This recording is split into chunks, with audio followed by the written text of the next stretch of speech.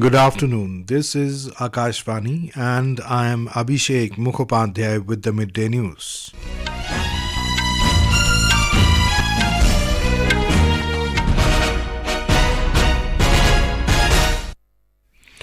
The headlines. Fifth India-US 2+2 Ministerial Dialogue gets underway in New Delhi. Raksha Mantri Rajnath Singh and External Affairs Minister Dr. S. Jaishankar meet their US counterparts. Raksha Mantri says India-US partnership essential for open and rules-bound Indo Pacific.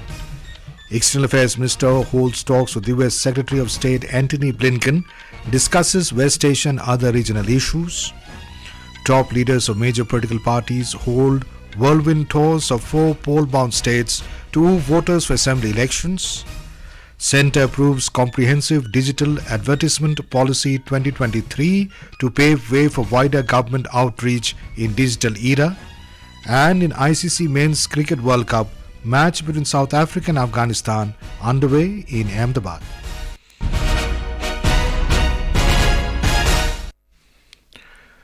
The fifth India-US 2+2 Ministerial Dialogue got underway in New Delhi today.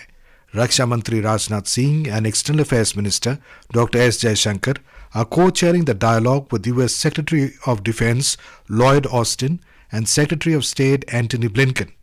In his opening remarks at the Ministerial Dialogue, Raksha Mantri Rajnath Singh said, "The India-US partnership is critical for ensuring a free, open and rules-bound Indo-Pacific region." India-US bilateral relationship has seen a growing convergence of strategic interests and enhanced defense, security and intelligence cooperation. Defense remains one of the most important pillars of our bilateral relationship. Your visit to India is at a time when India and US are closer than ever before. In spite of various emerging geopolitical challenges, we need to keep our focus on the important and long-term issues. Our partnership is critical for ensuring a free, open and rule-bound Indo-Pacific region. Speaking on the occasion, External Affairs Minister Dr. S. Jaishankar said today dialogue will be an opportunity to advance the vision of Prime Minister Narendra Modi and US President Joe Biden. He said building a forward-looking partnership while both the countries construct shared global agenda. The minister stressed that key focus of the discussion will be the Indo-Pacific region. In the 2+2, we will undertake a comprehensive overview of cross-cutting strategic defense and security ties, technology and supply chain collaborations, and people-to-people exchanges. Our meeting takes place even as we make rapid strides in all aspects of our bilateral agenda. Our trade is today in excess of $200 billion. FDI is rising in both directions. 270,000 Indian students study in the United States, and we have a diaspora of 4.4 million. US Secretary of State Antony Blinken in his statement highlighted the growing ties between India and US. On this partnership and on the region that we share. Indeed, this trip is part of an intensive period of American diplomacy in the Indo Pacific. We are living, Secretary of Defense said, in an incredibly complex and difficult moment. No shortage of shared challenges that require our attention, require our determination, require our collaboration. And it only underscores how vital the U.S.-India partnership is and how important our efforts are to further strengthen it, including through the dialogue today.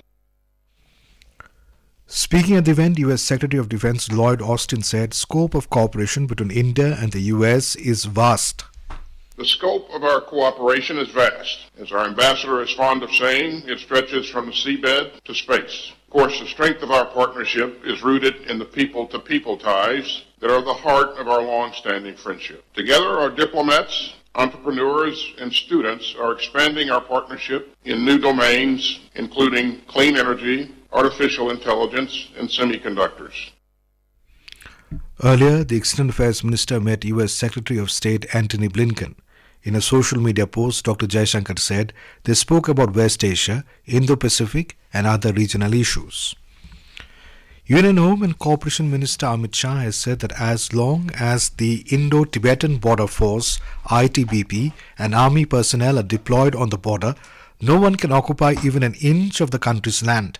He was addressing the 62nd Foundation Day celebrations of Indo-Tibetan Border Police in Dehradun today. मैं आज पूरे देश की जनता को भी कहना, जब भी भारत चीन सीमा पर कोई भी समाचार आते हैं और मुझे मालूम पड़ता है कि आईटीबीपी का जवान वहां तैनात है, मैं जरा भी चिंता करे बगैर आराम से रात को सो सकता हूं, क्योंकि वहां मेरा हिमवीर उपस्थित है। और मैं देश को आश्वस्त करना चाहता हूं, आईटीबीपी और सेना के जवान जब तक सीमा पर उपस्थित तैनात हैं, तब तक देश की 1 इंच भूमि को भी कोई कब्जा नहीं कर सकता। Mr. Shah said after the abolition of 370 in Jammu and Kashmir, the country has been successful in completely controlling terrorism. Along with this, 80% reduction was also recorded in the incidence of left-wing extremism.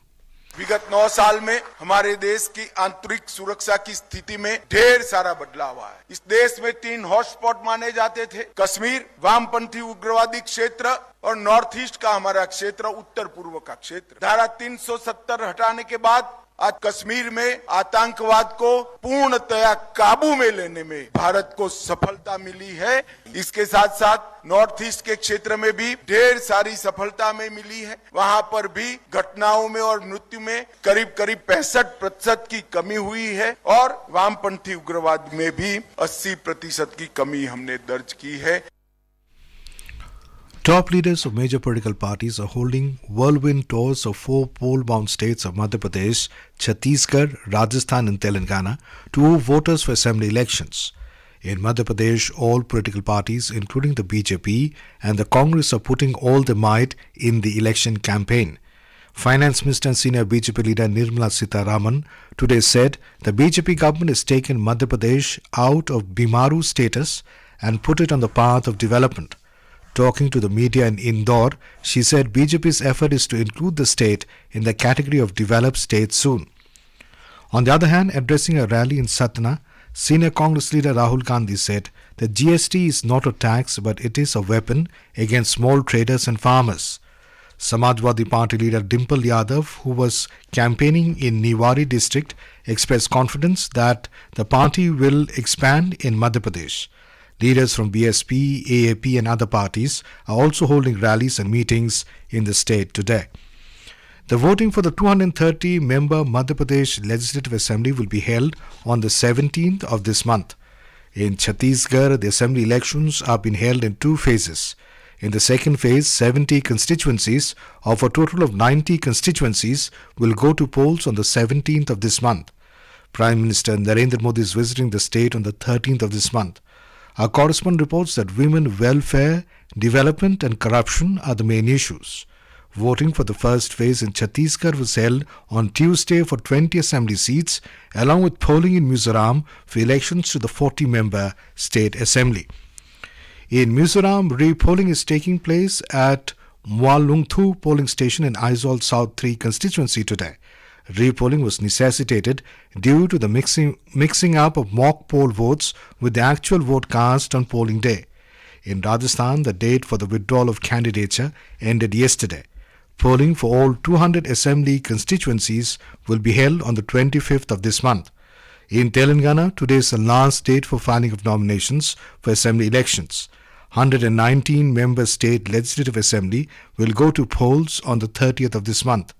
A large number of candidates from different parties are filing nominations across the state today. Congress leader Revant Reddy filed his nomination papers in Kamareddy today, where he is contesting against Chief Minister K. Chandrasekhar Rao. BJP Rajya Sabha member Dr. K. Lakshman accompanied Nalgonda BJP candidate M. Srinivas Gaur in Nalgonda constituency for filing nomination. Counting of votes in all 5 states will be taken up on the 3rd of December. This is Akashvani giving you the news. For quick news updates around the clock, follow us on our Twitter handle at AIR News Alerts. The Ministry of Information and Broadcasting has approved a path-breaking digital advertisement policy 2023 to enable and empower the Central Bureau of Communication, CBC, to undertake campaigns in the digital media space. The Bureau is the advertising wing of the Government of India. This policy marks a pivotal moment in CBC's mission to disseminate information and create awareness regarding various schemes, programs and policies of the Government of India in response to the evolving media landscape and the increased digitalization of media consumption. The policy will enable CBC to impanel agencies and organizations in the OTT and video on demand space. CBC will also be able to leverage the growing number of listeners to podcasts and digital audio platforms through impanelment of digital audio platforms. Apart from rationalizing its process of impaneling internet websites, CBC now for the first time will be able to channelize its public service campaign messages through mobile applications too. The Supreme Court today reprimanded the Arvind Kejriwal-led Delhi government and said while everyone is aware of the sources of pollution, the Delhi government awaits the court's intervention. The court was hearing a batch of pleas raising concerns about the rising air pollution in Delhi and the practice of stubble burning in its neighbouring states today. The top court also asked the centre and the Punjab government about what steps they are taking as a long-term measure to slowly phase out paddy cultivation to restore the water table in Punjab. The court observed that farmers are also part of society and they have to be more responsible. It added that we also have to be more responsive to farmers' needs. The Union Health Ministry today issued an advisory to the states and health authorities across the country to combat air pollution by increasing preparedness and awareness among the people. The ministry asked the health departments and healthcare establishments to gear up their preparedness through capacity building of health workforce and increase participation in sentinel surveillance on air pollution-related illnesses. Several parts of Delhi NCR is receiving rainfall since the wee hours today, bringing a much-needed respite from the increased air pollution in the national capital.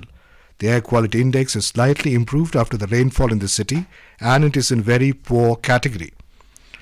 In Jammu and Kashmir, the upper reaches of Kashmir Valley have received a fresh spell of snowfall, while incessant rains have been lashing the plains of Kashmir region since last evening.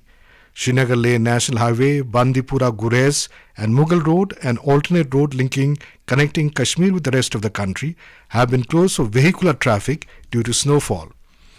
In Punjab, due to western disturbance, many districts are receiving intermittent rainfall since early morning. We have a report.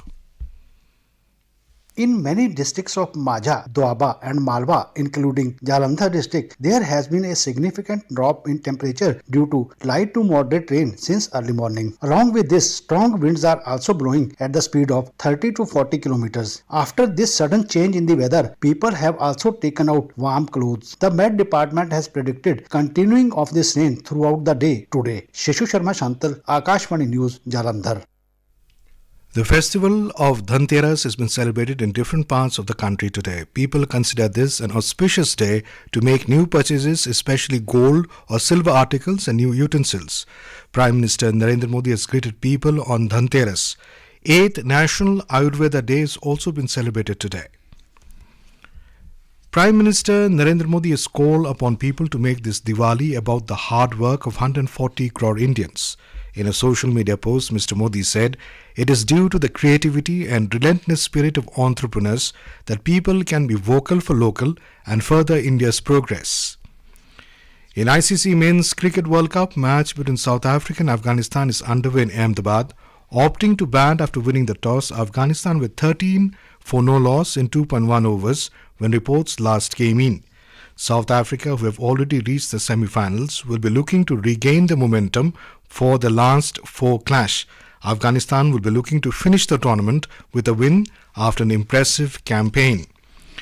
And now, before we end the bulletin, the headlines once again. 5th India-US 2+2 Ministerial Dialogue gets underway in New Delhi. Raksha Mantri Rajnath Singh and External Affairs Minister Dr. S. Jaishankar meet their US counterparts. Raksha Mantri says India-US partnership is essential for open and rules-bound Indo Pacific. External Affairs Minister holds talks with US Secretary of State Antony Blinken, discusses West Asia and other regional issues. Top leaders of major political parties hold whirl-wind tours of 4 poll-bound states to move voters for assembly elections. Centre approves comprehensive digital advertisement policy 2023 to pave way for wider government outreach in digital era.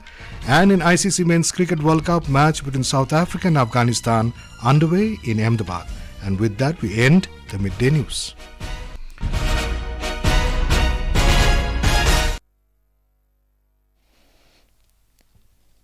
नमस्कार.